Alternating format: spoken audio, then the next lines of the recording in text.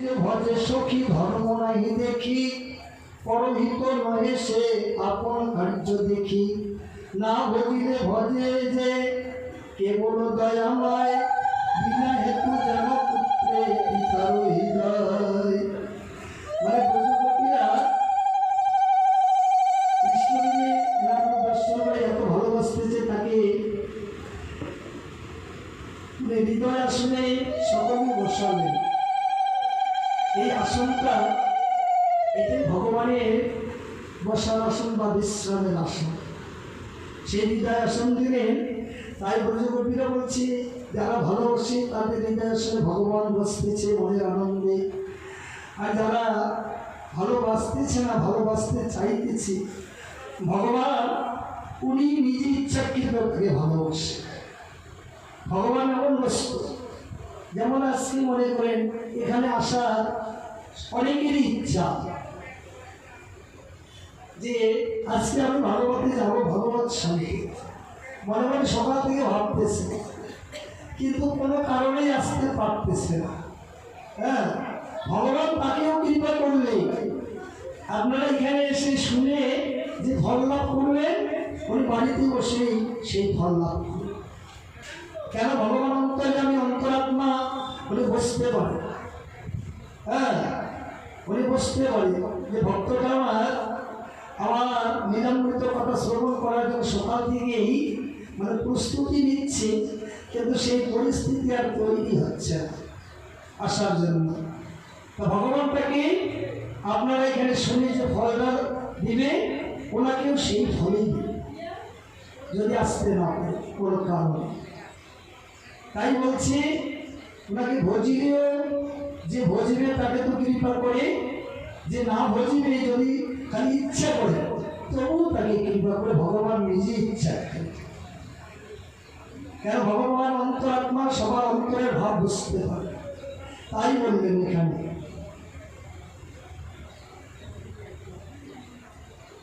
তাই শুনো সখী আরে আমি যে কহি নিহিত, না ভজিলে ভজিব আচুর তার কাজ। সর্বভাবে যে ভজে না যায় তার কাজ, কেহ তার আত্মা রাম নিজ সুখে সুখী। এ কারণে ধর্ম অপেক্ষা না দেখি, আত্মকাম কেহ তার অমোঘ বঞ্চিত। এ কারণে নাই তার পরহিতাহিত। মূর্খ জনের নাহি কার্যের বিচার, ভজিতেও না ভজে অজ্ঞান দুরাচার। গুরুদ্রোহী কোন জন ভজিলে না ভজে, কহিল সকল সখী তোমারও সমাজে। এসব জনের মাঝে আমি কেহ নহি, শুনো সখী আমারও সহজ কথা কহি। এই ভগবান তো কাউকে হিংসা করেন না, যার জন্য ভগবান সকলকে কৃপা করেন। ভগবানের কাছে সবাই সমান, যার জন্য মনটা ভগবানকে সব সময়ের জন্য দিয়ে রাখতে হয়, ওনার চরণে অর্পণ করে দিতে হয়। মহাপ্রভু বলছে সোনা টাকা পয়সা, সোনা দানা হীরা মণি, ধনের মধ্যে আমি তুচ্ছ মানি। কেউ যদি দিতে পারে আমায় মনি। ধন সম্পদ, টাকা পয়সা, সোনা দানা হীরামণি, ভগবান বলছে ধনের মধ্যে আমি তুচ্ছ মানি। এইসব কেউ যদি দিতে পারে আমায় মনি। মন খারাপ যদি কেউ ভগবানের চরণে নিবেদন করে দিতে পারে, ভগবান খুব খুশি হয়, খুব সন্তুষ্ট হয়। হ্যাঁ, তা মনটা কিন্তু ভগবানকে দেওয়াটাই কঠিন, আমরা দিতে চাই না। আমরা নিজের ব্যক্তিগত সত্তা নিয়ে আমরা বাস করতে চাই, কিন্তু ব্যক্তিগত স্বাধীনতা হবে এই জগতে বাস করতে নাই। আমরা যেভাবে বাস করি এটাকে স্বাধীনতা বলি। হ্যাঁ, স্বতন্ত্র বলি। স্বতন্ত্রভাবে জীবনযাপন করতে নাই। কিভাবে জীবনযাপন করতে হয়? পরতন্ত্র গ্রহণ করতে হয়। পরতন্ত্র মানে ভগবানের ইচ্ছা কিন্তু ভগবানের কথা মতো চলতে হয়, ভগবানের চরণে সব সঁপিয়ে দিয়ে ভগবানের কথা মতো চলতে হয়। এটাকে বলছে পরতন্ত্র। আর সবসময় তার স্মরণ করতে হয়, তার নাম গুণগান করতে হয়। হ্যাঁ, সেটাকে পরতন্ত্র বলে। ভগবানের অধীনে চলতে হয়। তাহলে ভগবান কি করবে? সব সময়ের জন্য তোমাকে রক্ষা করবে। ভগবানের দিকে যদি তোমার সুদৃষ্টি থাকে, সুদর্শন থাকে, তা ভগবানের হাতে একখানা, নারায়ণের হাতে চক্র আছে না, এই চক্রখানার নাম কি? সুদর্শন চক্র।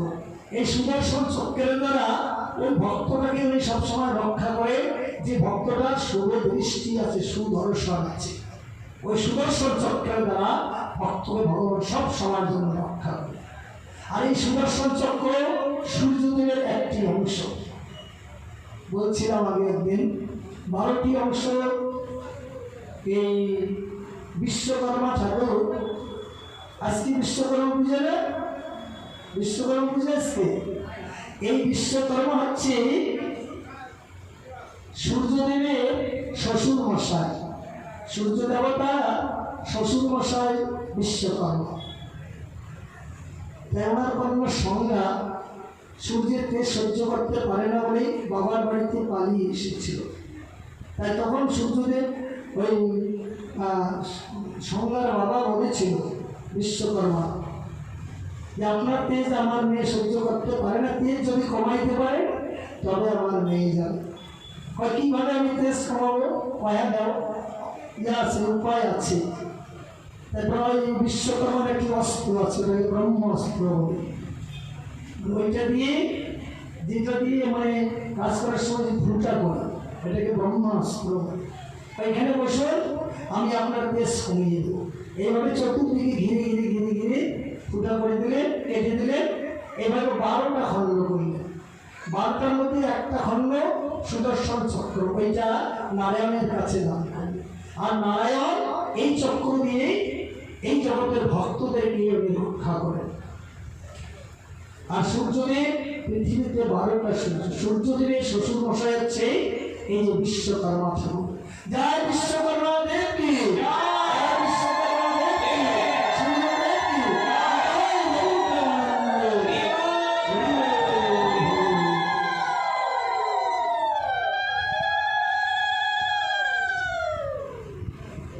অনেক রহস্য, অনেক কাহিনী, তা বলতে গেলে সময় লাগবে, ওইদিকে যাওয়া যাবে না।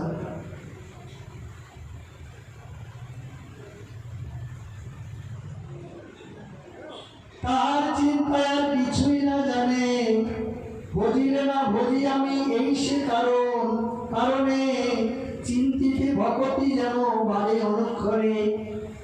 আজ লোকবেদে প্রতিশ্রুত গৃহ পরিজনে, এসব ছাড়িলে তোরা আমারও কারণে। তবে যে তোমারে ছাড়ি রহিল অন্তরে, আমাতে ভক্তি যেন বাড়ে নিরন্তরে। জানিয়া করিহ ক্রোধ শুনো ব্রজ রামা, আমি অপরাধী তোমা চরমে নাই সীমা। তোরা যে করিলে প্রেম করিয়া ভকতি, তাহাকে শুনিতে পারে কি শুধিতে পারে আমার শপথি। ব্রহ্মার বয়সে যদি করি উপকার, তবু তো শুধিতে সখী না পাইব ধার। তাই বলে বললেন রাধারানী যে কৃষ্ণ উনি এমন বস্তু, উনি আমাদের এমন কৃপা করে রেখেছে। হ্যাঁ, উনি কৃপাময়, ওনার ঋণ আমরা সারা জীবন ধরে যদি তপস্যা করি, ওনার সেবা পূজা করি, তবু ওনার ঋণটা আমরা পরিশোধ করতে পারব। এমনকি ব্রহ্মার মতো পরমায়ু লাভ করলেও যে ভগবানের ঋণ পরিশোধ করতে পারে না। কেমন? ব্রহ্মার পরমায়ু কত? ব্রহ্মার হচ্ছে 100 বৎসর পরমায়ু। তাই বলে আমাদের মতন 100 বৎসর নয়। ব্রহ্মার পরমায়ুটা কেমন? এটা যেমন কলিযুগ, কলিযুগের পরমায়ু কত? কলিযুগের পরমায়ু 4,32,000 বৎসর। 4,32,000 বৎসর। তাই এই কলির যুগ থেকে 4,32,000কে যখন 4 গুণ করা হয়, 4 যুগের সমষ্টি, 4 গুণ করা হবে 4 যুগের সমষ্টি, যেটাকে বলে 1 দিব্য যুগ। এরকম 71 দিব্য যুগে হয় এক মন্বন্তর, এরকম 14 মন্বন্তরে ব্রহ্মার হয় এক দিবস ভিতর। তখন ব্রহ্মার একদিন এক রাত হয়। আর ওই রকম দিন রাত মাস বৎসর হিসাব করে যখন ব্রহ্মার 100 বৎসর পূর্ণ হয়, তখন এই পৃথিবী মহাপ্রলয় হয়, পৃথিবী ধ্বংস হয়ে যায়। হ্যাঁ, ব্রহ্মার 100 বৎসর পূর্ণ হবে, পৃথিবী ধ্বংস হয়ে যায়, মহাপ্রলয় হয়। আর এইভাবে মহাপ্রলয় কতবার হয়ে গেছে? ভাগবতে বলছে 6 বার পৃথিবী মহাপ্রলয় হয়ে গেছে এইভাবে। এবার 7 নম্বরে চলছে। এইরকম ব্রহ্মার মতো যদি আমরা পরমাণু লাভ করি, তবু ভগবানের ঋণ পরিশোধ করতে পারবো না। কেন পারবো না? এই ভাগবতীতে বলা আছে, গোষ্ঠলীলার মধ্যে বলছে, কৃষ্ণ যখন গোচারণে যেত, ওই সখারা, ওনাদের মধ্যে শ্রীরাম সখা সব থেকে বড়। শ্রীরাম সখা দেখিয়েছিল সবাইকে, সুবল, মদমঙ্গল, বটু সব সখাদেরকে ডাকছে কানাইকে আনতে যাবে। তখন ওই সুবল সখা বলেছিল শ্রীরামকে, দাদা রে, আমি কিন্তু আজকে যাবো না রে ভাই কানাইকে আনতে। কেন? আমরা কি তার দাস নাকি? প্রতিদিন গিয়ে বাড়ির থেকে নিয়ে আসবো। আমরা মায়ের কোল থেকে ছুটে আসতে পারি, কেন কানাই আসতে পারে না? আমি যাবো না রে ভাই, আমরা কি তার দাস? শ্রীরাম সখা বলছে, ভাই সুবল, আমি যদি বলি যে হ্যাঁ আমরা তার নিত্য দাস, কেমন করে দাস হবে? তখন শ্রীরাম সখা বলছে, দেখ, যার আগে বিন্দু করুণায় সমুদ্র ভরা যায়, যার আগে বিন্দু করুণায় পৃথিবী ভরা আলো, যার আগে বিন্দু করুণায় পৃথিবী ভরা বাতাস, যার আগে বিন্দু করুণায় ক্ষিতি ভরা শস্য, যারা বিন্দু করুণায় সমুদ্র ভরা জল। সকাল জল সেবা করিস না? করি তো। পয়সা দিস? না, পয়সা তো দেই না। লেখাপড়া শিখিস নাই? শিখছি তো। ভালো করে হিসাব করিস, কার জল খাস, কার জল সেবা করিস। আমার মানুষ আছে, কারো জিনিস কাউকে এমনি দেয়, পয়সা দিয়ে কিনে নিতে হয়, তাই না? আমরা যে ভগবানের জল সেবা করতেছি, আমরা কেউ বিনিময় দেই ভগবানকে? কেউ দেই না। তো ভগবানের কাছে ঋণ হয় না? ঋণ হয়। এই যে পৃথিবীতে আলো হচ্ছে, আলো দিচ্ছে সূর্যদেব, আলো সবাই পাচ্ছি, তার বিনিময় কেউ দেই? কেউ দেই না। ঋণ হয় না? এই যে অক্সিজেন দিচ্ছি দিন রাত, ঋণ হয় না? ঋণ হয়। হসপিটালে যাবেন, কোন রোগীর যদি অক্সিজেনের প্রয়োজন হয়, হসপিটাল থেকে অক্সিজেন কিনে নিতে হয়। 1 ঘন্টায় কত নেয়? 700 টাকা দাম নেয় 1 ঘন্টায়।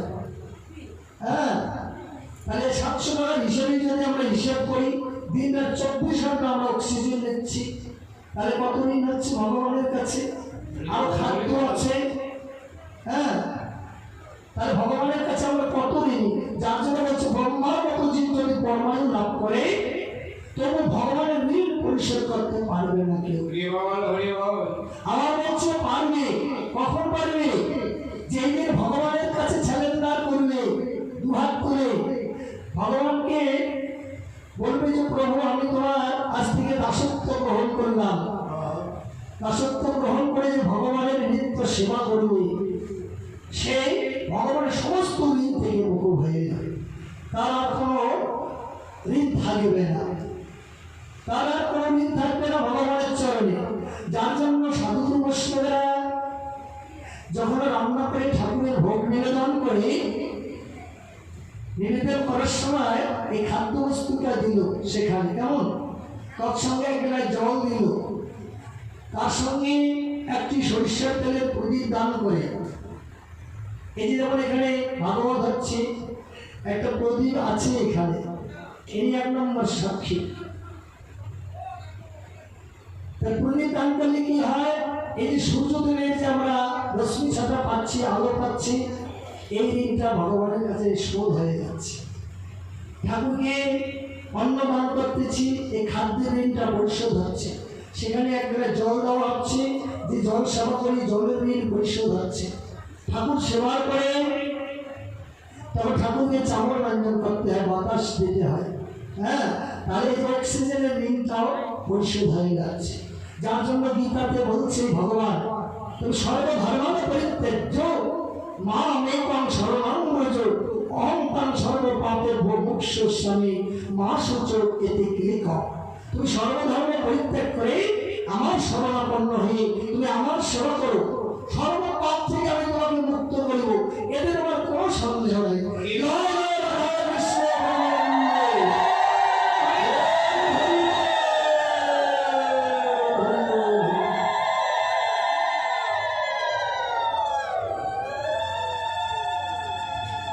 এই জন্য সেবা, ঠাকুরের সেবা সব থেকে শ্রেষ্ঠ, যার জন্য সবাইকে দাসত্ব দিয়েছে। সবাই জীব মাত্রই কৃষ্ণের নিত্য দাস, সবাই আমরা ভগবানের দাস। দাসের কর্তব্য ভগবানের সেবা করা, কিন্তু আমরা যদি না করি তাহলে ভগবানের দোষ। ভজুগের না ভজুক সবাই ভগবানের দাস। ভজিলে মঙ্গল হবে, আর না ভজিলে হবে সর্বনাশ। ভজিলেই মঙ্গল হবে, আর না ভজিলে নিজের সর্বনাশ আমরা নিজেই করব। তারপরে দুঃখটা ডেকে আনবো। 80 লক্ষ যখন ভ্রমণ করে আসলাম, কত দুঃখ কষ্ট পেয়ে এবার ভজন যোগ্য দেহ পেয়েছি, ভজন সাধন করে ভগবানের কাছে যাব। হ্যাঁ, এদিকে ভগবানের কাছে না গিয়ে আবার ভ্রমণ শুরু করবো। হ্যাঁ, তার মানে নিজের দুঃখ আমরা নিজেই ডেকে আনবো।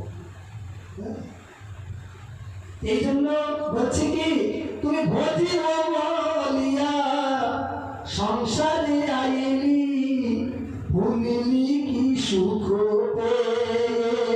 তুমি ভজিবে বলিয়া সংসারে আইলি, ভজিবি ভুলিলি কি সুখ। তুমি ভজিব বলিয়া সংসারে আইলি, ভুলিলি কি সুখ। তুমি ভজিবে বলিয়া সংসারে আইলি, ভজিবি কি সুখ। ওই বুঝি নয় বলে সমনগরে, বুঝিনু এবার সমনগরে, ওই বুঝি নয় বলে সমনগরে, বুঝিনু এবার সমনগরে,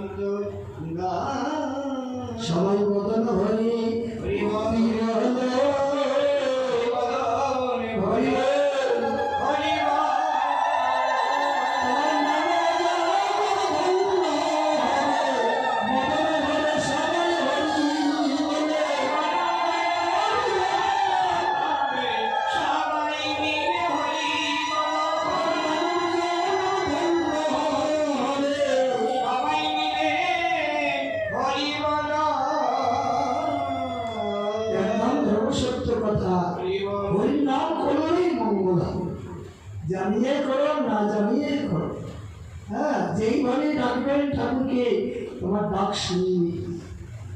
হ্যাঁ, এমনও বলছি, যদি ইয়ের কি ছবিও কেউ উপহাসের ছবিও যদি ঠাকুরের নাম করে তবুও তার মঙ্গল হয়। আমাদের প্রভুপাদ বলেছিলেন, জগৎগুরু যিনি সরস্বতী গোস্বামী প্রভুপাদ, তার প্রিয় ভক্ত ছিল কেশব গোস্বামী মহারাজ। যখন বিকাল 4টা বাজত, প্রভুপাদ বলতো যে কেশব যাও তো একটু বৈষ্ণব সেবা করে আসো। তখন কেশব মহারাজ গুরুদেবকে প্রশ্ন বলাচ্ছে, গুরুদেব কিভাবে বৈষ্ণব সেবা করবে, এখন তো 4টে বেজে গেছে, এখন কি বৈষ্ণব সেবার টাইম? পারেই যাও না, তুমি হাতে জপমালাটা নাও, জপমালাটা নিয়ে তুমি এই রুটে যাও, এইদিকে রাস্তায় রাস্তায় নাম করতে করতে ওই দিকে গিয়া তুমি এইদিকে ঘুরে আসো। তখন জপমালা হাতে নিয়ে রাস্তা রাস্তা নাম করতে করতে এইদিকে গিয়ে এইদিকে ঘুরে আসলেন। আইসা গুরুদেবকে প্রণাম করি, গুরুদেব এই তো এসেছি। বেশ ভালো। তখন প্রশ্ন করলো, আচ্ছা গুরুদেব তাহলে আমার কি বৈষ্ণব সেবা হইল? হ্যাঁ। কেমন করে বৈষ্ণব সেবা হইল আমার? কেন তোমাকে দেখে কেউ কোনো কিছু বলে নেই? হ্যাঁ বলছে তো। কি বলছে? কেউ বলছে হরে কৃষ্ণ, কেউ বলছে জয় রাধে, কেউ বলছে গৌর হরি বল, হ্যাঁ, কেউ বলছে জয় নিতাই গৌর হরি বল। এক একজনে এক একটি কথা বলেছে। এই তো তুমি যদি রাস্তা দিয়ে না যেতে তাহলে ওই ঠাকুরের নামটা বলতো না, তোমাকে দেখে ওরা ঠাকুরের নামটা স্মরণ হয়েছে, আর যার জন্য ওই ঠাকুরের নামটা করেছে। এটাই তোমার ভক্ত সেবা হয়ে গেল, এটা তোমারও মঙ্গল হইল, ওনারও মঙ্গল হইল। এই জন্য সাধুগুরু বৈষ্ণব এতই গুরুত্বপূর্ণ। তাদেরকে দর্শন করে শ্রদ্ধা জানালে দেহের সমস্ত পাপ সঙ্গে সঙ্গে শেষ হয়ে যায়, হ্যাঁ, সে নির্মল হয়ে যায়। বৈষ্ণব এমন বস্তু, ভগবান সমকক্ষ, শাস্ত্রে বলেছে ভগবান বৈষ্ণবকেই প্রাধান্য দিয়েছে। এই জন্য সাধুগুরু বৈষ্ণব দেখলেই শ্রদ্ধা করতে হয়। আমি অপরাধী তোমার গুণের নাই সীমা, তোরা যে বহিরে প্রেম করিয়া ভকতি, তাহা কি শুধিতে পারে আমার শপথি। গৃহবন্ধু ছাড়ি আইলে দুর্জয় শৃঙ্খলা, কোন উপকারে তাহা শুধি ব্রজবালা। তাই ব্রজবালা মানে বলছি যে আমরা কি তপরিহীনে পরিশোধ করতে পারি? আমরা সদা সর্বদাই ওই জটিলা কুটিলার গৃহে বসত করি। তার মানে জটিলা কুটিলা তারা আমার গোবিন্দকে ভালোবাসে না যারা। এই যে আপনারা এসেছেন, ওই পিছনে বল জটিলা কুটিলা আছে।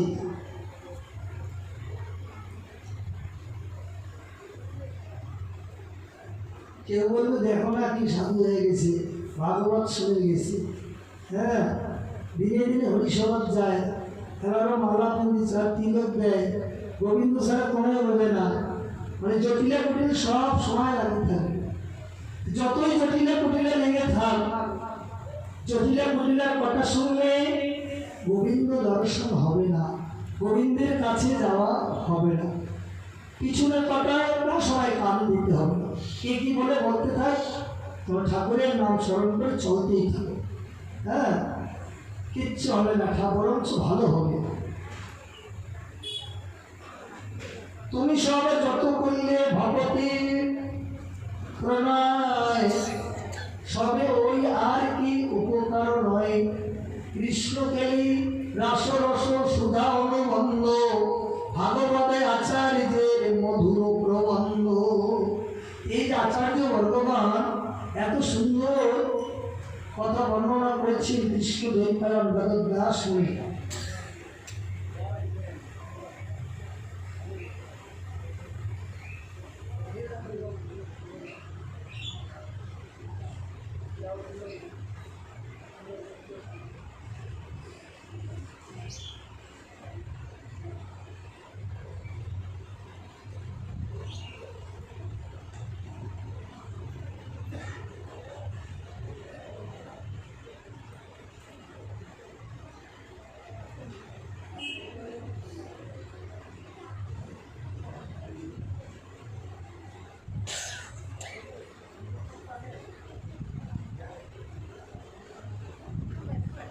প্রকৃতি উদিত হইয়া থাকে তাহাই শুদ্ধ ভক্তের প্রার্থনে। যারা ভগবানকে ভালোবাসে কিভাবে শুদ্ধ ভক্তি লাভ করতে পারে, এটাই তাদের প্রার্থনা, যে কিভাবে যে আমরা এই ভক্তিটা লাভ করতে পারি। এটা ভক্তের সবসময় চেষ্টা থাকতে হবে, শুদ্ধ ভক্তি লাভ করতে হয়। শুদ্ধ ভক্তিটা হচ্ছে সব থেকে শ্রেষ্ঠ, যার জন্য শাস্ত্রে হচ্ছে শুদ্ধ ভক্ত চরণ রেণু ভজনের অনুকূল। সুকমনে বলে রাজা শুনো পরীক্ষিত, অপূর্ব রাসকেলি গোপাল চরিত। এই রূপী কৃষ্ণের মোহন মধুবাণী, চাতুরী বচন যত শুনিয়া রমণী। যমুনা তীরে শ্রীকৃষ্ণের রাসলীলা বিলাস, আজ ছাড়িল বিরহ তার পূর্ণ হইল সিদ্ধি। আনন্দে বজিল গোপী পায়া গুণ নিধি, তবে কৃষ্ণ রাসকেলি কল্যাণ বন্দে। বাহু বাহু যুবতী ধরিয়া বাহু বন্দে, রাজ মহোৎসব কইল রমণী সমাজে। দুই দুই যুবতী গোপাল মাঝে মাঝে। তাই কৃষ্ণ যখন রাজমঞ্চ করেছিলেন, মধুর রাজমঞ্চে রসবিলাস করেছিলেন, দুই দুই গোপী মাঝে একজন করে কৃষ্ণ। আবার মাঝে মাঝে হয়েছিল যত গোপী তত কৃষ্ণ। তাই হেনকালে সিদ্ধ গন্ধর্ব কিন্নার নিজ নিজ নারী সহ আইল বিদ্যাধর। সেই মধুর রাসমঞ্চে এই রাসলীলা দর্শন করার জন্য সমস্ত দেবদেবীরা এরা সবাই ছুটে যাচ্ছে দর্শন করার জন্য। মানুষেরা যাচ্ছে, ভক্তরা যাচ্ছে, মুনি ঋষিরা, সাধুগুরু বৈষ্ণবরা সবাই এই মধুর লীলা দর্শন করার জন্য যাচ্ছে। আজকে যেমন আমরা এখানে আসছি পরীক্ষিত পরায়ণে ভগবানের লীলামৃত কথা শ্রবণ করার জন্য, শুধু এই যে আমরা যে ভক্তরা এসেছি তা নয়, এখানে সমস্ত দেবতারাও এসেছে, কিন্তু তাদেরকে আমরা দর্শন করতে পারি না। ওরা নিজ নিজ মূর্তি ধারণ করে যার যার জায়গা নিয়ে শেষে বসে আছে। সমস্ত তীর্থরা এসেছে, যার জন্য ভাগবত খুব গুরুত্বপূর্ণ। ভাগবত যেখানে চলে আসে সেখানে সবাই চলে আসে। ভগবান বলছে নিজে, যেখানে ভাগবত থাকে সেখানে সমস্ত দেবদেবী, সমস্ত তীর্থ সমূহ, যত ভক্ত মুনি ঋষি সাধুগুরু বৈষ্ণব সকলকে নিয়ে আমি সেইখানে নিবাস করি, সেইখানেই আমি বাস করি। যেমন এই জন্যই ভাগবত দিদি বলছি ব্যাসদেব মুনি সকল ভক্তরা সবার বাড়িতে ভাগবত রাখতে হয়, ভাগবত রাখতে হয়। মনে করে এমনও মানুষ আছে অধ্যয়ন করতে পারে না, এমনও ভক্ত আছে লেখাপড়া জানে না, সে শুধু প্রতিদিন ভাগবতী ফুল চন্দন দেবে, দিয়ে প্রণাম করবে, তাতেই সে ভগবানের চরণ লাভ করে। খালি ভাগবতী ফুল চন্দন দিলেই ভগবানের চরণ লাভ করে। ভাগবতী ফুল চন্দন দিলে ভগবানের চরণ সেবা হয়ে যায়। আর ভগবানের চরণ সেবা হলে ভাগবতীতে বলছে এখানে যত মুনি ঋষি সাধুগুরু বৈষ্ণব, যত দেব দেবতা তীর্থ সব ভাগবতের মধ্যে আছে। একেবারে সবাই সেবা পূজা হয়ে যায়, খুবই গুরুত্বপূর্ণ। একাদশী দিনে ভাগবত শুনতে যেতে হয়, বিশেষ করে একাদশীতে যে ভাগবত শুনে না, ব্যাসদেব মুনি বলছে তার মতো পাপিষ্ঠ যে এই জগতে কেউ নেই। এমনও বলছে কারো বাড়িতে যদি সম্পূর্ণ ভাগবত না থাকে, তাই ভাগবতে একটা শ্লোক বা দুইটা শ্লোক বা একটা পাতা যদি থাকে বাড়িতে, ভগবান বলছে সবাইকে নিয়ে আমি সেই গৃহেই বাস করি। হ্যাঁ, দেখেন এত গুরুত্বপূর্ণ। তাই যার জন্য ভাগবত বাড়িতে রাখতে হয়। যদি পড়তে নাও পারে, পড়লে তো আরো মঙ্গল। অধ্যয়ন করতে পারলে সব কিছুই সে জানতে পারে, বুঝতে পারে।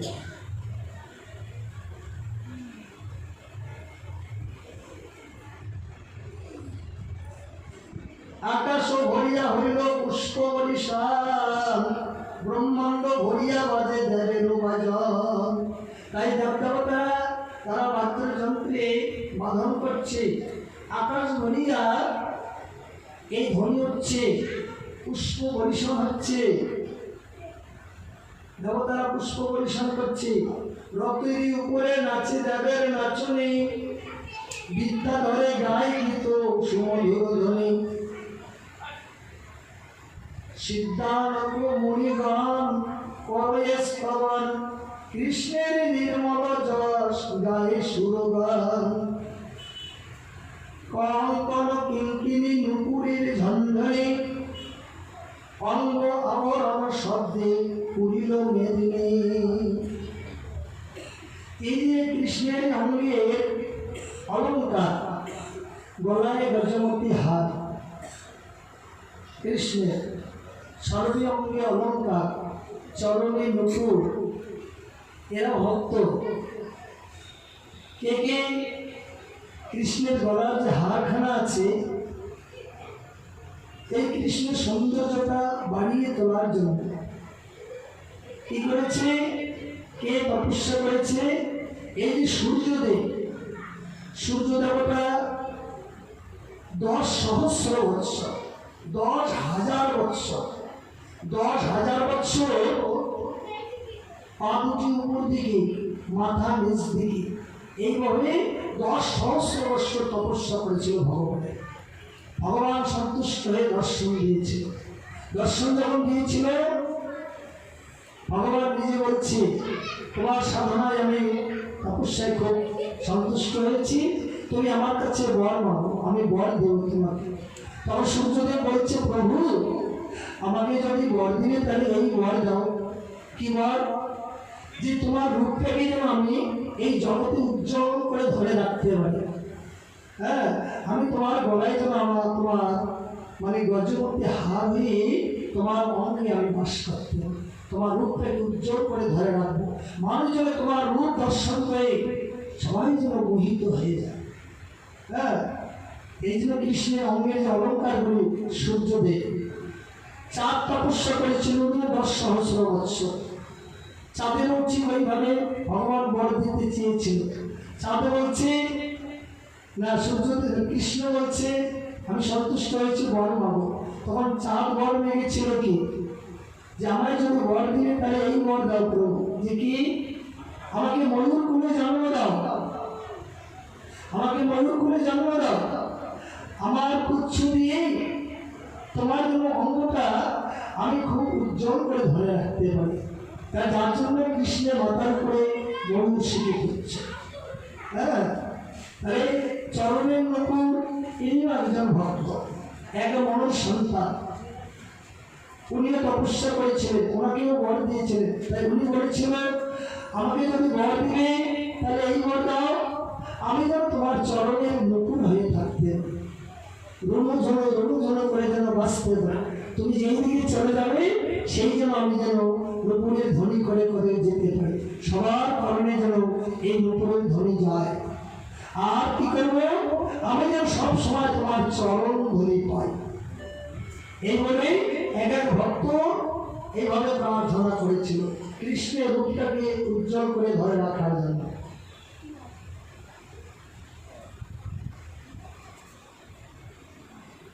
তাই কৃষ্ণের নির্মল জল গায় সুরগান, কঙ্কন কিঙ্কিণী নুপুরের ঝঞ্ঝনি, অঙ্গরাবরণ শব্দে পুরিল মেদিনী।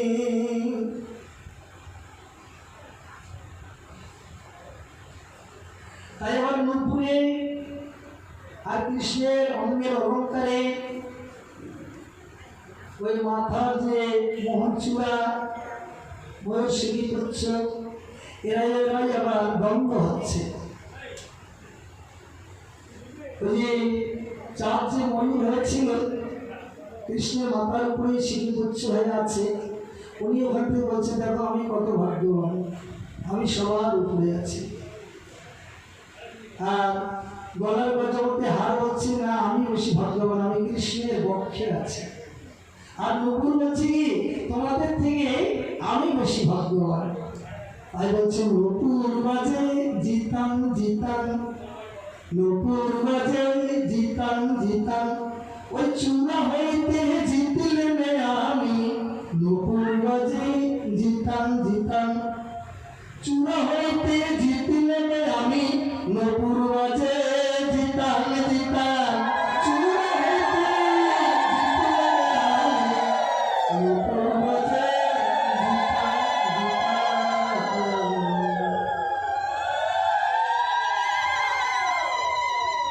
নূপুর বলছে সবার থেকে আমি বেশি লাভবান হয়েছি। কেন? সবসময় আমি কৃষ্ণের চরম ধুলি পাচ্ছি। আমার মতো ভাগ্যবান কে আছে? হ্যাঁ। আর কৃষ্ণের হাতের বাঁশি কি বলছে? না না, তোমাদের থেকে আমি বেশি ভাগ্যবান। কেন ভাগ্যবান? আমি সদা সর্বদা প্রতিদিন সব সময় আমি কৃষ্ণের অগ্রামৃত পান করছি। আমার মতো ভাগ্যবান কেউ নেই। হ্যাঁ, হাতের বাঁশি বলছে। তাহলে দেখেন ভক্তদের তাদের কত প্রার্থনা, কত সাধনার ফলে তারা আজকে ভগবানের অঙ্গে বাস করছে, এক একটা রূপ ধারণ করে। কিন্তু আমরা তো বুঝতে পারি না এরা এক একজন ভক্ত।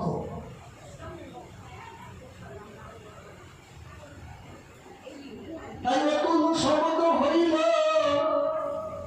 এর আসল মন্ডলে, রমণীর মাঝে মাঝে কৃষ্ণ শোভে ভালে, হেমমণি মাঝে যেন ইন্দ্র নীলমণি, বিদিশুতে হারো যেন বিচিত্র গাথুই। দুই দুই গোপী মাঝে এক এক শ্রীকৃষ্ণ, দুই দুই গোপী মাঝে দেবকী নন্দন, কত গোপী কত কৃষ্ণ না যায় গণন। দুইজনের মাঝখানে একজনে কৃষ্ণ। তাই কত যে গোপী আর কত কৃষ্ণ, মানে গণে শেষ করা যাবে। কেমন করে গণে শেষ করা যাবে? শেষ করার কথা নয়। তাই কটাক্ষ বিলাস দুর্গঞ্চল বিরচিত, ক্ষীণকটি ভঙ্গ কুচ আলোলিত ভাস, গণ্ডু যুগে তরলিত কুণ্ডল বিলাস, হরমকলা বিরাজিত মদন মণ্ডল, বিগলিত নির্বিবন্ধ কবরী কুন্তল, রতিরস বিলাস ওরে কত বহু হাতে, বিগত বাসনা হইল সকল যুবতী, জলধর চলে যেন সৌদামিনী মালা, বহু কৃষ্ণ মাঝে শোভে বহু ব্রজমালা, প্রতিরস অনুরাগে ভুলিল রমণী, বিমল গোপাল যশ গায় উচ্চ ধ্বনি। ধন্য ব্রজনারী ধন্য এতে ভুবন, গোপীর পবিত্র গুণ গায় লক্ষণ, বহুবিধ গীত ভেদ গোপালের গানে, কেহ কেহ সাধু সাধু করয়ে বাখানে, দ্রৌপদ করিয়া সুর কোন গোপী গায়, ধন্য ধন্য বলিয়া প্রশংসে জরুরায়, স্তম্ভিত নয়ন ভুজ চরণ সঞ্চারা, চিত্রের পত্তুলি যেন রহে ব্রজবালা, গোবিন্দের স্কন্ধে কেহ দিয়া নিজ কর, বলিত বসন বেশে রহে নিরন্তর, কৃষ্ণের আজানো বাহু কেহ লইল স্কন্ধে, পুলকিত হয়া গোপী রহে বাহুবন্দে, নটল চঞ্চল বন্ধু কুণ্ডল মণ্ডিত, নিজ বন্ধু গোপী তাহে করল আরোপিত, তাম্বুল চরিত তাহে দিল গদাধরে, নাচয়ে গোপিকা কেহ গায়ে মন্দ শরীর। এই গোপীরা এক একজনে আমার সেবা করছে কৃষ্ণের, কেউ তাম্বুল সেবা করছে, কেউ চামর রঞ্জন করছে, হ্যাঁ, কেউ বা নৃত্য গীত করছে, মানে এক একজনে এক একটি কর্ম করছে, কৃষ্ণকে আনন্দ দান করছে। তাই কেনকেনি সঞ্জীব আর অবধানে বলে, কি হলো আনন্দ রস এ রাসমণ্ডলে, কমলা সেবিত যার চরণ যুগল,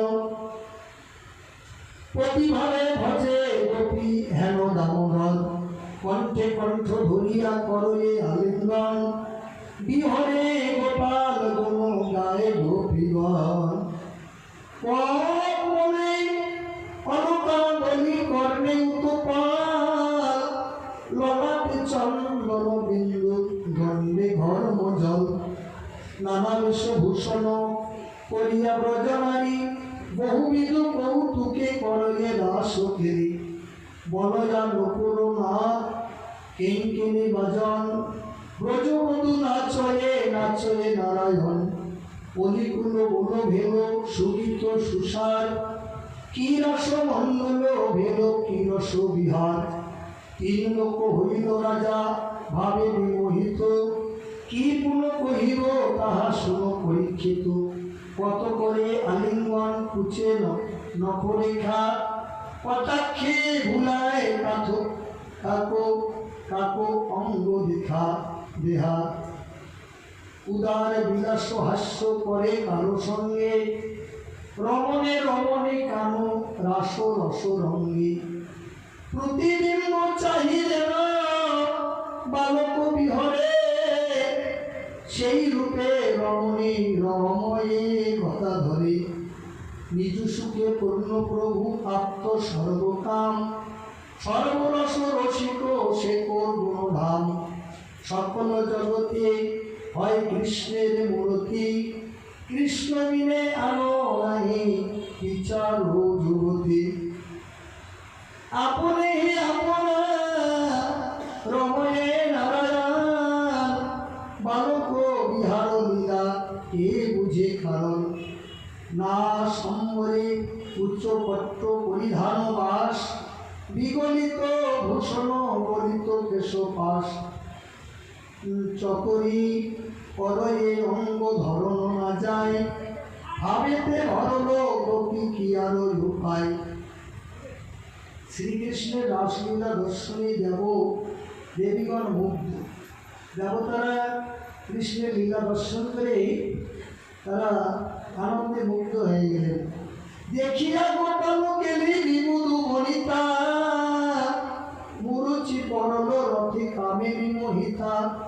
নিজগণ সহিত মোহিত শশধা, সুরসিদ্ধ বিমোহিত হইল নিরন্তর।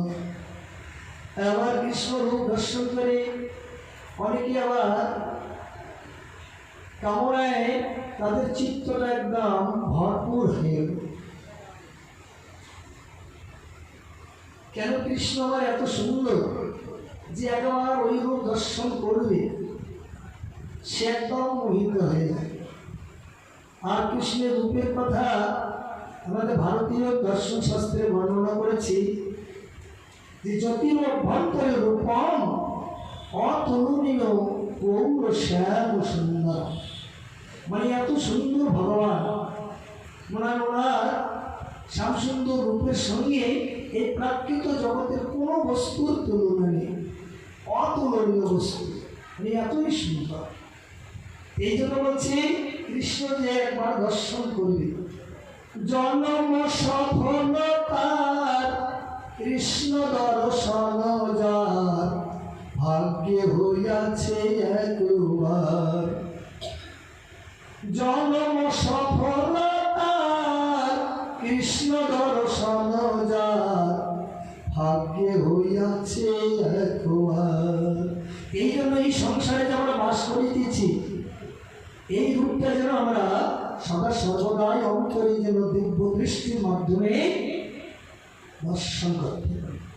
আর কৃষ্ণকে কোনো সময় কেউ মানে অন্য ভাবনা দেওয়া যাবে না।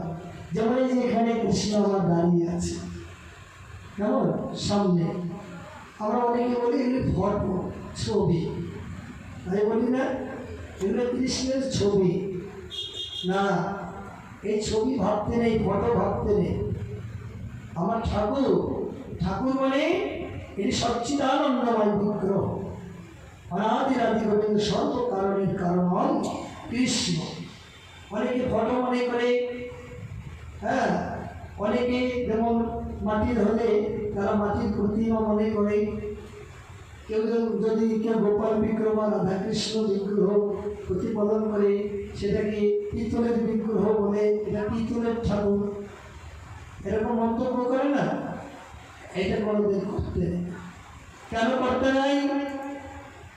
ঠাকুর একদম সাক্ষাৎ, আর যে যেটা মনে করবে তার কাছে ঠাকুর সেই রূপটা ধারণ করবে। যে ফটো মনে করবে তার কাছে ফটো হয়ে যাবে, যে মাটির মনে করবে মাটি হয়ে যাবে, যে পিতলের মনে করবে তার কাছে পিতল হয়ে যাবে। হ্যাঁ, ওইটাই হয়ে যাবে। যার জন্য ঠাকুরকে ওইটা ভাবতে নেই। তাই বৃন্দাবনে রঘুনাথ দাস মহাপ্রভু ভক্ত ছিলেন, উনি ভজন করেছিলেন।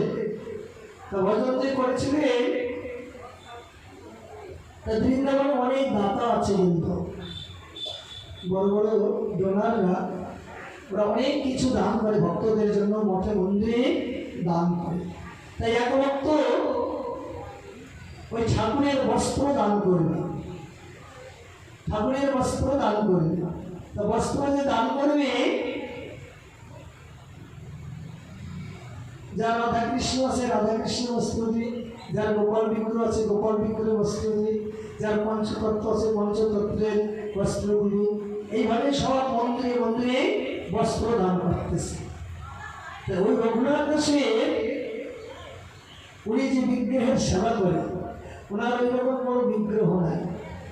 উনি কি করে? একটা পাথর, পাথরকে গোবিন্দ রূপেই সেবা করে। হ্যাঁ, শালগ্রাম শিলা।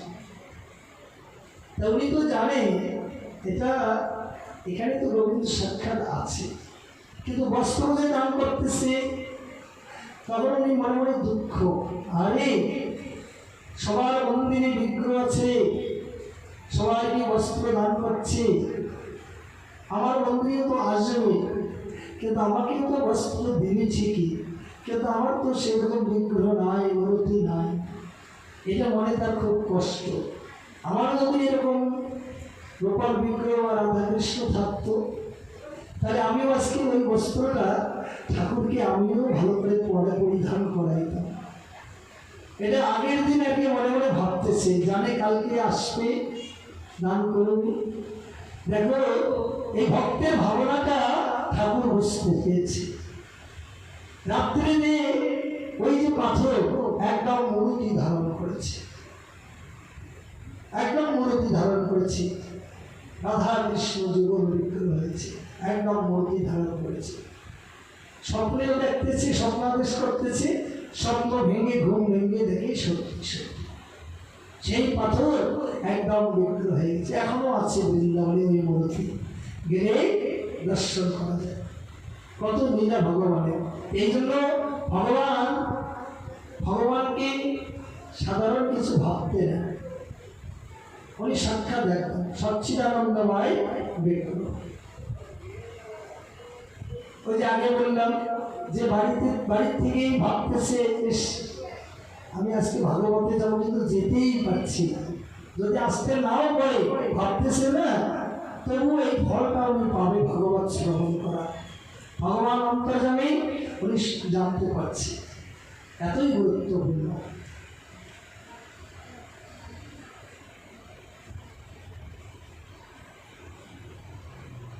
তাই যত ব্রজ বধূ, যত দেবকী নন্দন, লীলায় রবিল গোপী প্রভু নারায়ণ, শ্রবণ ভেদ গোপীর বদন মণ্ডলে, তা দেখিয়া দয়া করলা প্রভু দামোদরে, নিজ কর কমলে মুছিল শ্রম জল, নিজ ভুজে আলিঙ্গন দিল গদাধর, কনক কুণ্ডল জ্যোতি গণ্ড বিরাজিত, মুকুটা দর্শন বিম্ব অধর শোভিত, নানা রতি ভাব গোপী করিয়া বিস্তার, গায়েন গোপাল গুণ জন্ময় অবতার।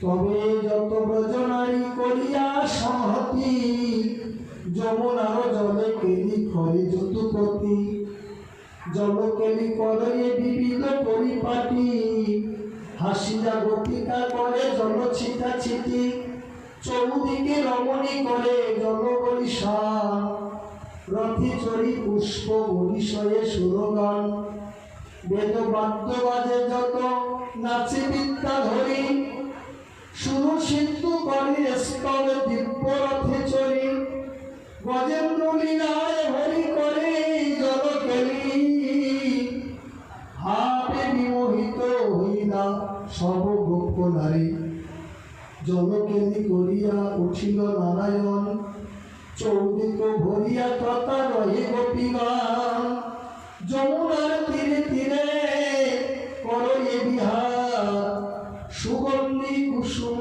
মত্ত ভ্রম ঝঙ্কার। এই যে যমুনা, তুমিও তো আমার প্রভুর ভক্ত, কৃষ্ণের বংশীধ্বনি শ্রবণ করে যমুনা প্রেমেতে একদম উতাল পাতাল হয়ে যায়। যমুনা নদীর জল তো ভাটি দিকে বয়, তাই না? যখন ইনি কৃষ্ণের বংশীধ্বনি শ্রবণ করেন, কৃষ্ণ প্রেমে এত উন্মাদ হয়ে যায়, ভাটি দিকে না গিয়ে তখন উজান দিকে বয়ে যায়। তাই সেই যমুনা প্রত্যেকটি ভক্তের এই দেহের মধ্যে রয়েছে।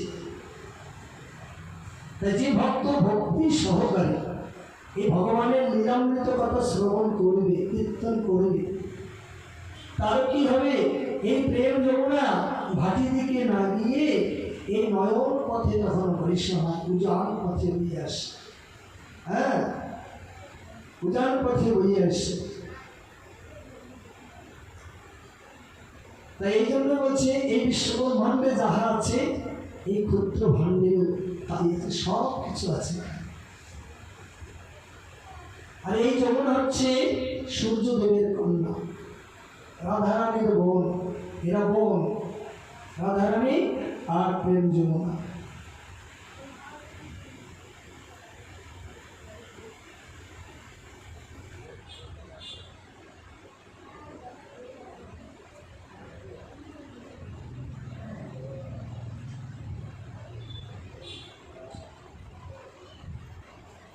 তাই বৃন্দাবনে প্রেম যমুনা, যেমন আবার রাধাকুণ্ড, শ্যামকুণ্ড, এদের অনেক মাহাত্ম, অনেক গুণের কথা।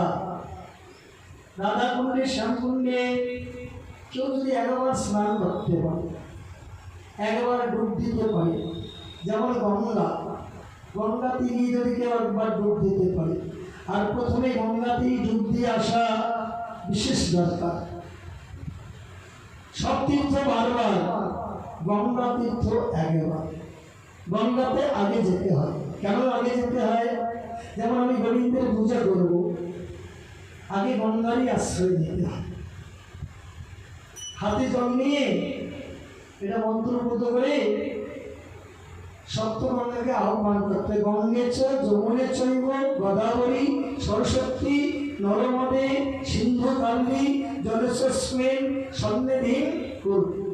তারপরে নম পবিত্র পবিত্র বা গতন্ত্র জস্তেত মুসলি কারাকুল ধরণ সচি ও সচি ওম সচি বলে পবিত্রতা লাভ করে তারপরে ভগবানের পুজো করতে হয়, তাই না? এই জন্য আমরা তো সারা জীবন ধর্ম করব, যার জন্য গঙ্গাতে আগে ডুব দিয়ে আসতে হবে। গঙ্গাতে যদি আগে ডুব দিয়ে আসতে পারি, আর চিন্তা নেই, মনে করেন আমরা পবিত্র হয়ে গেলাম, গোবিন্দ সেবার অধিকারী হয়ে গেলাম। আর সেখানে যদি যেতে না পারি, এই যে মন্ত্রটা জানতে হবে, পবিত্র মন্ত্র সপ্ত গঙ্গাকে আশ্রয় করে পবিত্রতা লাভ করে তারপরে ভগবানের সেবা করতে হবে। তাই গঙ্গার সৃষ্টির কাহিনী তো শুনেছি, আলোচনা হয়েছিল।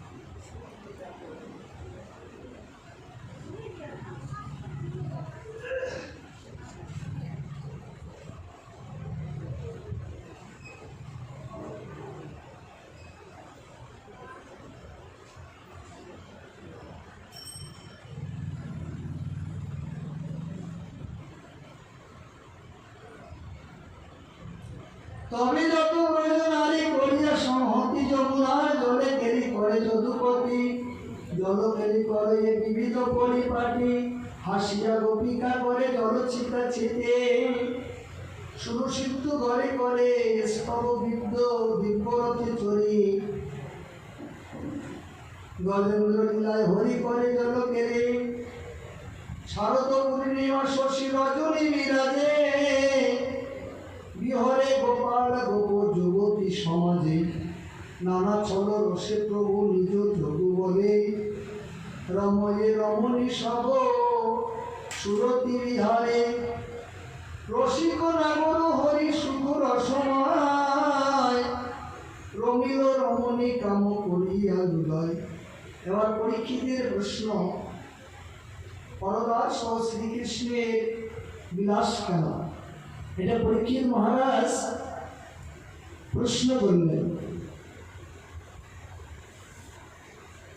যে কৃষ্ণ কেন সকল ভক্তদের সঙ্গে নিয়ে এই মধুর রসবিলাস করছে। তাই রাজা বলে, শুনো সুখ মনি মহাশয়, আমার হৃদয়ে ভেদ এ বড় সংসারে অধর্ম কহিব না করিব না ধর্মের স্থাপনে অবতার কন্যা হই এই সে কারণে আপনে করিয়া কর্ম লোকের বুঝায় তবে কেন করদার করে যদুরায় তুমি কহ নিজ সুখে পূর্ণ নারায়ণ পরদারের অতি সুখ কি তার কারণ সুখময় হয়া করে পরদারের অতি ঘুচাও সংশয় মোর সুখ মহামতি।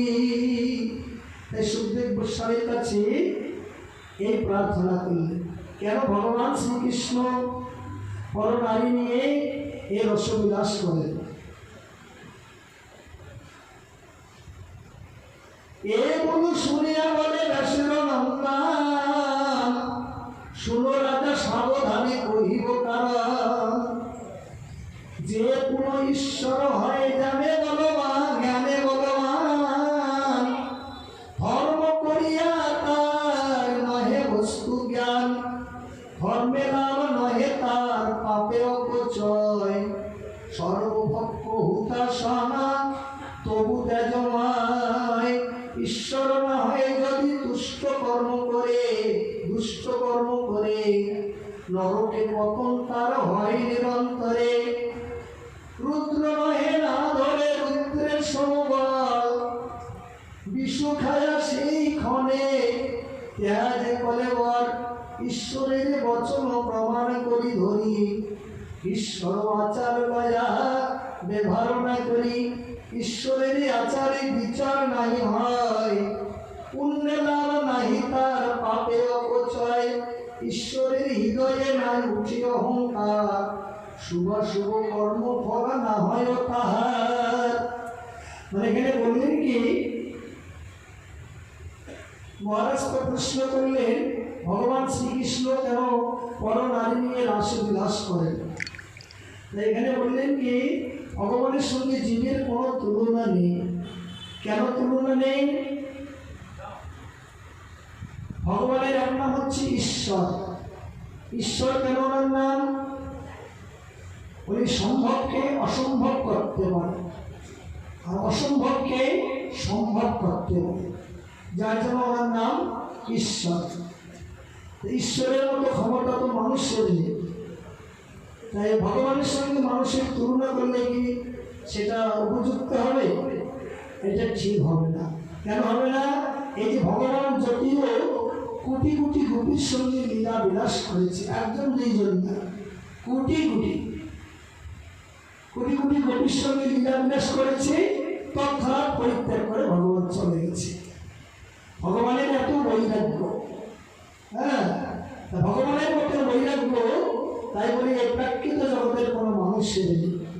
আজকে আমরা আছি সবাই, আমরা সাধারণত দুই একজন, আমার পিতা মাতা স্ত্রী পুত্র কন্যাকে ছেড়ে আমরা এক সপ্তাহ গিয়ে তাও থাকতে পারি না।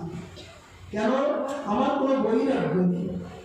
আর ভগবান কোটি কোটি গোপীর সঙ্গে লীলা করেছে, তৎক্ষণাৎ পরিত্যাগ করে চলে গেছে। গোপীরা তাকে মায়া দিয়ে তাই বলি বেঁধে রাখতে পারে। এরকম ভগবানের বৈরাগ্য, যার জন্য ভগবান শব্দটি ব্যাসদেব মুনির পিতা পরাশরণে উনি ব্যাখ্যা করেছে। ভগবান তাকে বলে যে সমগ্র ঐশ্বর্যস্ব, সমগ্র যশস্ব, সমগ্র স্ত্রীয়, সমগ্র জ্ঞান, সমগ্র বৈরাগ্য, সমগ্র ঐশ্বর্যস্ব মানে যত ঐশ্বর্য আছে, এই যে টাকা পয়সা, সোনা দানা, হীরা মানিক, মুক্তা, লোহা, তামা, কাঁসা, যত কিছু সব ঐশ্বর্যের মালিক একমাত্র ভগবান। সমগ্র ঐশ্বর্যস্ব, সমগ্র বীর্যস্ব, বীর্য মানে ক্ষমতা, বল বা শক্তি, থাকিলে একমাত্র ভগবানেরই আছে। ভগবানের সঙ্গে আমাদের কারোই বাহাদুরি খাবে। সমগ্র যশ, যশ মানে কীর্তি, যত কীর্তি করেছে, যত লীলা করেছে একমাত্র ভগবান। মানুষ আমরা সাধারণ দুই একটা লীলা করতে হবে, কিন্তু ভগবান অনন্ত কোটি লীলা করেছে। হ্যাঁ, অনন্ত কোটি, কত যে লীলা করেছে বর্ণনা করে শেষ করা যায় না। তারপরে সমগ্র জ্ঞান, ভগবানের মতো জ্ঞানবান পুরুষ জগতে কেউ নেই। এই যে আমরা এখানে আছি, আমরা কারোর মনের কথা আমরা কেউ বলতে পারি না, কিন্তু ভগবান আমারই জ্ঞানবান। এই যে কে কি আমরা ভাবনা করতেছি, সবার মনের ভাব ভগবান বুঝতেছে, জানতেছে। উনি এতই জ্ঞানবান। আর বৈরাগ্য, ওনার মতো বৈরাগ্য আমাদের নেই। হ্যাঁ, এই জগতেও যদিও দেখা যায় অনেক সাধুগুরু বৈষ্ণব, নিন্দা করি না, সাধুগুরু বৈষ্ণবের চরণ আমাদের মাথায় থাক, সব সময় তাকে প্রণাম করি। কেন? সাধুগুরু বৈষ্ণব আমাদের 14 পুরুষের দেবতা, 14 পুরুষের দেবতা। হ্যাঁ, তাকে সবসময় শ্রদ্ধাই করতে হয়। কিন্তু সংসার ত্যাগ করেও চলে যায়, সব ত্যাগ করে চলে যায়, আমি বিষয় রচনা ত্যাগ করি না, কিন্তু শেষে দেখা যায় ওখানে গিয়ে আবার ওই বিষয়টাই নিয়ে খেলা করি। কেন? টাকা পয়সা ছাড়া, অর্থ ছাড়া কি চলা যায়? যাবে চলা? এক পাওয়া যাবে না, তাহলে বিষয়টা আমার দরকার। তো এখানে ত্যাগ করে গেলাম, ওখানে দেখা যায় আবার ওই বিষয়ের চিন্তা। হ্যাঁ, এই জন্য ভগবানের মতো বৈরাগ্য কারণে, ভগবানের মতো বৈরাগ্য কারণে, এই জন্য ভগবানের কোনো বিচার করতে নেই। কিন্তু হ্যাঁ, যারা এরকম বৈরাগ্য লাভ করতে পারবে, ভগবান তার উপর খুব খুশি হবে। আর বৈরাগ্য লাভ করাটাই আমাদের সবাইরই কর্তব্য, সবাইরই কর্তব্য। মনের বাসনাটা ত্যাগ করাই এটাই বৈরাগ্য। বৈরাগ্য ত্যাগ করলে না, বৈরাগ্য লাভ করলে ওই গৃহ ছেড়ে চলে যেতে হবে না। জ্ঞানের মাধ্যমে আমরা যদি বাড়ি দিয়েও থাকি সংসারে, এখানেও বৈরাগ্য লাভ করা যায়, বাড়িতেই হবে। যার জন্য নরোত্তম দাস ঠাকুর বলছি, গৃহে থাকো আর মনেই থাকো, সদাই হরি বলে ডাকো, সুখে দুঃখে ভুলো ডাকো, বদনে হরির নাম বলো। আর কলিযুগেতে সন্ন্যাস বলে কোনো বস্তু নেই, শাস্ত্রে বলছে। কেন? মহাপুরুষ সন্ন্যাসী গিয়েছিল, মহাপুরুষ মতো সন্ন্যাসী সর্বসাধারণ যে লাভ করতে পারবে না। মহাপ্রভু যে কৌপিন ধারণ করেছিল বহির্বেশ, এটা রাধা অঙ্গী পরিধান করেছিল।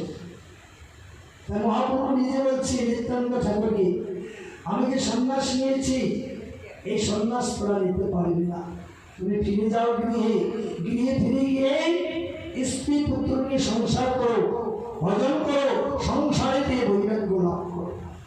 হ্যাঁ, আর সংসারে থেকে যে বৈরাগ্য লাভ করবে, এটাই সর্বশ্রেষ্ঠ, এটাই সর্বশ্রেষ্ঠ। মনটাকে তৈরি করাটাই হচ্ছে শ্রেষ্ঠ। যার জন্য এখন সংসারের মধ্যে কে যে বৈরাগী আছে, কে যে বৈষ্ণব, এটা জানা যাবে না, বোঝা যাবে না। নরোত্তম দাস ঠাকুর বলছে, বৈষ্ণব চিনিতে নাই দেবতার শক্তি, কেমনে চিনি মই অল্প মতি। বৈষ্ণবকে দেবতাও চিনতে পারে না, তাহলে আমরা কেমন করে চিনব কে যে বৈষ্ণব? চেনা যাবে? আমরা জানি যার কপালে তিলক আছে, গলায় মালা আছে, যে মালা জপ করে, যে ভগবানের সেবা পূজা করে, সেই বৈষ্ণব। আমরা এটা জানি, তাই না? আর নরোত্তম দাস ঠাকুর বৈষ্ণব চিনিতে নাই দেবতার শক্তি, কেমনে চিনেন? মই অল্প মতে।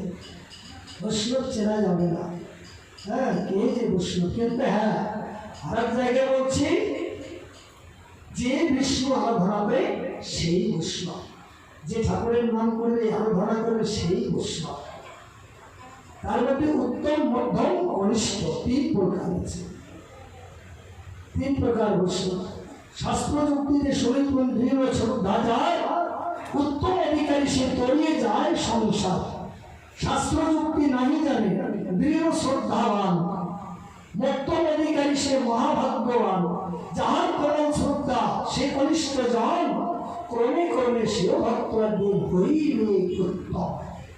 হ্যাঁ, তার মানে সকলই বৈষ্ণব, কেউ উত্তম, কেউ মধ্যম, কেউ কনিষ্ঠ। কালকে বলেছিলাম প্রাইমারি স্কুলের ছাত্ররা ছাত্র, হাই স্কুলের ছাত্র, কলেজের ছাত্র, ইউনিভার্সিটির ছাত্র। তার মানে সবাই ভগবানের ভক্ত, সবাই বৈষ্ণব, কেউ উত্তম, কেউ মধ্যম, কেউ কনিষ্ঠ। যারা কনিষ্ঠ অধিকারে আছে সেও একদিন আস্তে আস্তে বড় হবে। একটা শিশু, উনি চিরদিন ওই শিশুই থাকবে না, উনি আস্তে আস্তে বড় হয়ে যাবে। বৈষ্ণব তদ্রূপ ভজন করতে করতে করতে করতে উনি একদিন শ্রেষ্ঠ পদ অবলম্বন করবে। এই জন্য কাহাকেও অশ্রদ্ধা করতে নেই, অবজ্ঞা করতে নেই, সবাইকে শ্রদ্ধা করাই আমাদের বিশেষ প্রয়োজন।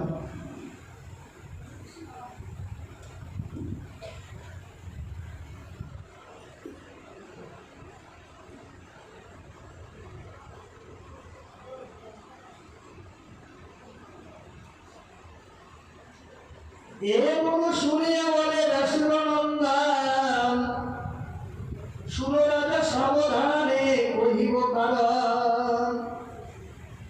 যে কোন ঈশ্বর হয় জ্ঞানে বলবান, ধর্ম করিয়া তার নহে বস্তু জ্ঞান, ধর্মে নাম নহে তার পাপে অপচয়।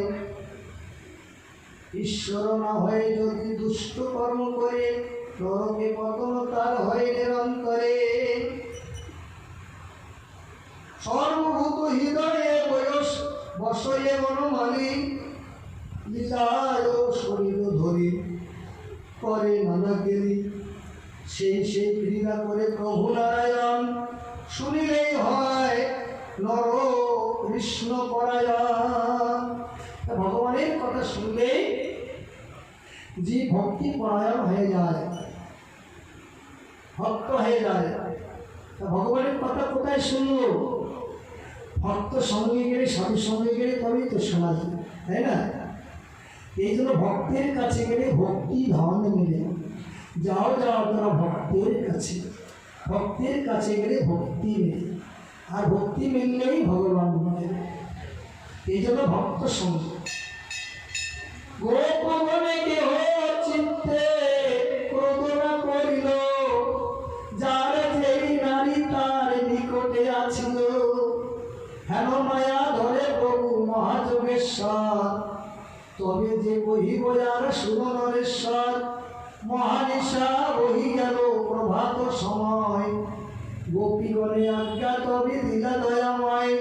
আজ্ঞা শিরে ধরে ধরি গোপী গেল নিজ ঘরে, প্রভুর বিচ্ছেদে সুখ রহিল অন্তরে। রাসকেলি রসময় কৃষ্ণের রচিত, যে বা কহে যে বা শুনে হইয়া সহিত। ও তুরু ভগবতী তার হয় নারায়ণে, ভব দুঃখ খণ্ডে তার আনন্দ বর্ধনে। হিরোশির মুনিশ্রীর গদাধর জন, ভাগবত আচার্যের মধুরা সদন। তাই বলছো গোপীরা, আবার এই কথা শুনে যার যার গৃহে পরে ফিরে গেলেন। ফিরে যে যাচ্ছে, কিন্তু তাদের অন্তরে বিরহ, মানে যোগ আর বিয়োগ দুইটা বস্তু তো। যোগ মানে আমরা যেমন বলি যোগ সাধনা, যোগ সাধন মানে ঠাকুরের কাছে কিভাবে যোগ হওয়া যায়, একত্রিত হওয়া যায়, সেটাকে যোগ বলা হয়। তার মানে যে প্রতিদিন ঠাকুরের কাছে যায় সেটাকে বলে যোগ। আর ঠাকুর ছেড়ে যদি দূরে থাকে ওইটাকে বলে বিয়োগ। হ্যাঁ,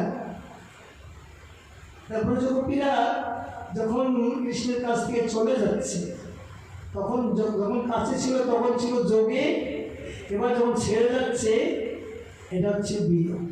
বিয়োগে ব্যথা, যোগেতে আনন্দ। এই জন্য সবসময় যদি আমরা ভগবানকে অন্তরে রাখি তাহলে সবসময় আমরা আনন্দেতেই থাকবো, জন্ম জন্মান্তর যুগ যুগান্তর ধরে। হ্যাঁ, এটা আর কোনো সন্দেহ নেই। এই জন্য ঠাকুরের নামটা কোনোদিন কোনো সময় ভোলা যাবে না, মনে রাখতে হবে। নন্দাদি গোপবনে অম্বিকা বনে হর গৌরী পূজা। নন্দ মহারাজ এবং গোপগোপীরা এরা হর গৌরী পূজা করেন বনে। একদিন যাব যাত্রা হইল দেবী বনে, কৌতুকে চলিল গোপ হরষিত মনে। নন্দয়াদি গোপগণ শতকে চলিলা অম্বিকা বনে আনন্দ করিয়া। সরস্বতী নদী জলে করিল স্নান দানে, হর গৌরী আরাধিল বিবিধ বিধানে। গোদান কাঞ্চন দান বসন ভূষণ, ভক্ষ ভোজ্য দিয়া করল ব্রাহ্মণ পোষণ। তথাই রহিল তীর্থই উপবাস করি, রাত্রিকালে আইল এক সর্প মহাবলী।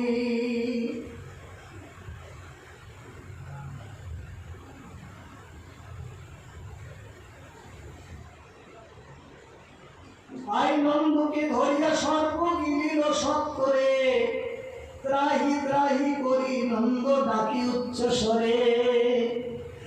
হরগৌরীর পূজা করার জন্য যখন তারা যাচ্ছে সেখানে গিয়ে এক রাত্র বাস করছে, সেখানে কি করেছিল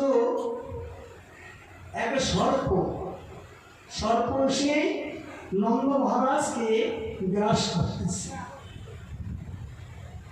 কি সর্প গ্রাস করেছিল নন্দ মহারাজকে? নন্দ মহারাজকে সর্প গ্রাস করেছিল অঘাসুর। অঘাসুরে তাকে একদম বেষ্টন করে ধরে, পেঁচিয়ে ধরে শেষেতে পাও দুটার দিকে গিয়ে পাও দুটা আগে খেতে আরম্ভ করে। যখন খাওয়া শুরু করছে তখন এই যে নন্দ মহারাজ খুব আকুল প্রাণে আত্মনাদ করছে, কৃষ্ণ বলরামকে ডাকছে যে বাবা কৃষ্ণ বলরাম তোরা কোথায় আছো, আসো বাবা, আমি চলে যাচ্ছি, আমাকে খেয়ে ফেলছি। এই যে নন্দ মহারাজকে এই সর্পে কেন গ্রাস করলেন? ইনি অভিশপ্ত।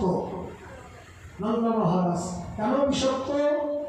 নন্দ মহারাজ একদিন গিয়েছিলেন মৃগয়া শিকারে, বনের মধ্যে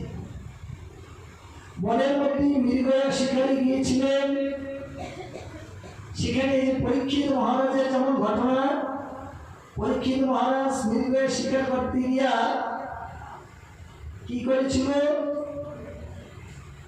ওই মনির গলায় সর্প বেষ্টন করে দিয়েছিল। ঠিক এনারও এইরকম তাইনি তো দিয়েছিল, সৌমিক মনির গলায় সর্প জড়িয়ে দিয়েছিল। আর এই নন্দ মহারাজ কি করেছিল, উনি অগস্ত্য